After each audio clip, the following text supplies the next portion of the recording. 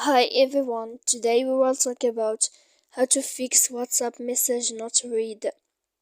To know how to fix WhatsApp message not read, you should just go to settings like this. We will click. After that, in this page you will go to apps, default apps, app settings. When you will see this list, you will go down to find the application of WhatsApp like this.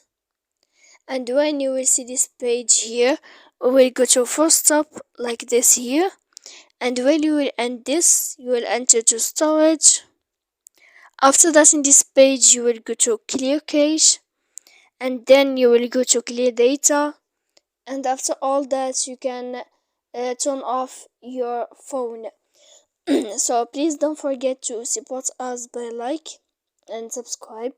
See you next time in another video.